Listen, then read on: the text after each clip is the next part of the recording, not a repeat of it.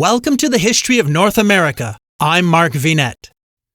The Third Anglo-Dutch War put the British colony of New York at risk in 1673. Between 1652 and 1674, England and the Netherlands fought 3 maritime wars on grounds of commercial and naval rivalry. Let's travel back with Eric Yanis of the Other States of America podcast to continue learning more about this remarkable time in North American history. New York and New Jersey have been retaken by the Dutch in 1673. There is a new Netherland in the re-established Dutch colony. Now overseas, across the Atlantic Ocean, all those messages that were intending to find their way back to Zeeland or Holland, they were intercepted either by the English or allies of the English. And by October 3rd, 1673, the clandestine information found in these letters intended for the Netherlands only betrayed their authors and revealed to the people of England that New York was no more and New Jersey was no more. Yes, the English now knew about the New Netherland before the Dutch. And so yes, England had lost some of her colonies, but the perpetrator was not even aware that it happened yet. That gives England quite an advantage, doesn't it? The one saving grace the Netherlands has at this point is that the Dutch sailors who were captured in the process, they lied. And of course they lied. In reality, Governor Colve had 2 warships and about 120 professional soldiers to hold an area of land that would now be parts of the state of Delaware, New Jersey, New York, and even a little bit of Pennsylvania. But the Dutch captives lied and exaggerated all the numbers. Immediately, English politicians and businessmen began to mull over various ways to retake this large swath of land. As you can imagine, many wealthy businessmen, nobles, and parliamentarians like the Berkeley family, the Carteret family, the Duke of York himself have great interests in recovering these colonies. Whereas the Dutch, who are not even yet aware that they own this property again, severed much of those business ties years ago with the ending of the old New Netherland. So the English have advanced knowledge, and they also have every motive to try to get this nice chunk of land back. Moving into November 1673, Governor Colve, after the pushback on eastern Long Island, he digs his heels in even deeper, trying to find dissidents among the towns that were under his control. One man by the name of Francis Beto claimed that he had a commission from some English government to burn down the town of Fordham. Rather than treat him like a nut or a loon, he branded and then banished Francis Beto from the colony of New Netherland. At the same time, Colve forbids all communication with New England, which meant that ships were searched for correspondence, and any such correspondences found would be confiscated for its information.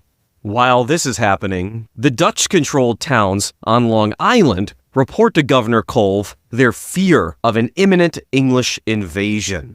Colve has each of their local militias activated and placed on rotation at Fort Willem Henrik, giving an open invitation to all of the Dutch-controlled towns that their citizens are welcomed within the walls of Fort Willem Henrik in the case of an English invasion. But as it turns out, toward the end of 1673, it wasn't Long Island that should be truly fearful of the English, nor Manhattan Island, but far to the south on the Delaware, in the same area as the former colony of Schwanendale, there was a small settlement that became known as Horinkill. That settlement was populated by colonists originally sent from Maryland, but being on the other side of the Delaware River, it fell within the Duke of York's grant.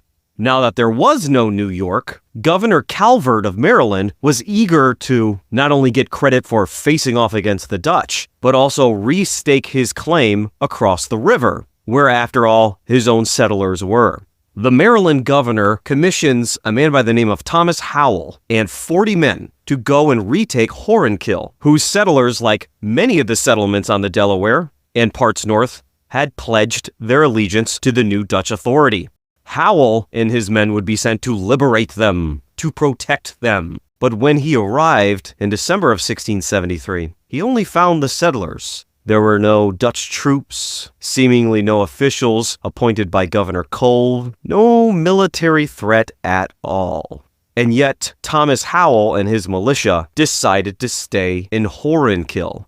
And what that meant was, in return for his so-called protection, these men would be eating the small village out of their house and homes. Yes, it's reported that they killed livestock and even went as so far as to start stealing things, such as beaver pelts they obtained from the local natives. And within 2 or 3 weeks, it became apparent, even to Thomas Howell himself, that they were literally using up all of the resources of this small village. He contacted the governor, and the governor advised him to burn the village to the ground, and thus destroy a village that had gone over to the Dutch, and keep that village from being a resource to the Dutch.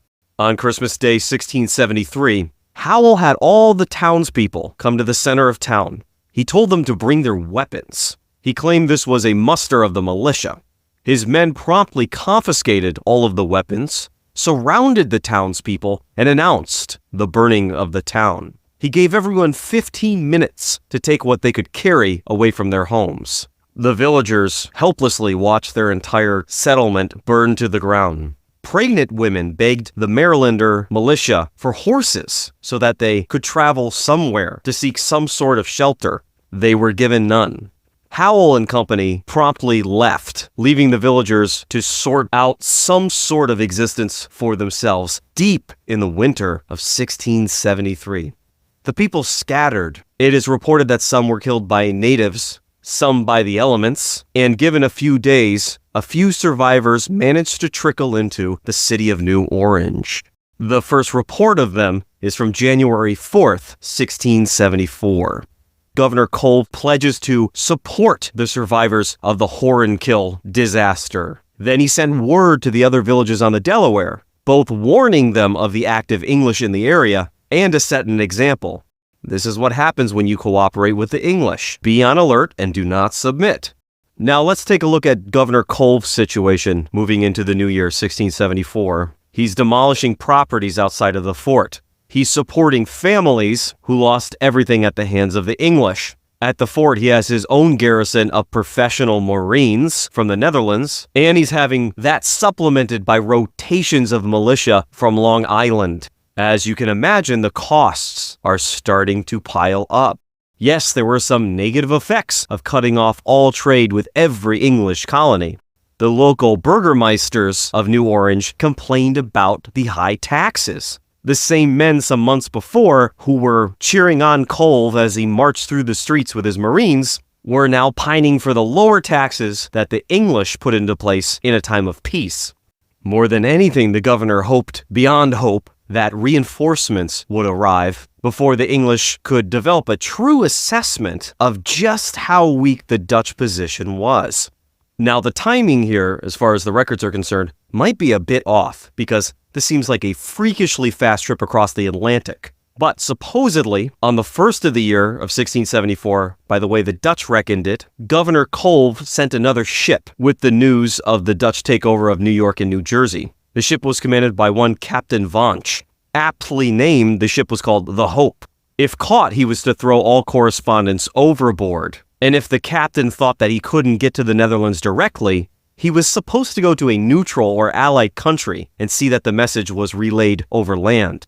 Now the timeline gets even fuzzier, because it's recorded that the Dutch learned of the takeover of New York and New Jersey on January 15, 1674, which seems quick, perhaps too quick. But in the big scheme of things, the exact day that information was transmitted doesn't really impact the story. Now, the Dutch had a very different reaction than the English. The English were heartbroken. Their colonies had been taken, and they wanted them back. Meanwhile, the Dutch, instead of celebrating, weren't really sure what to do with these colonies.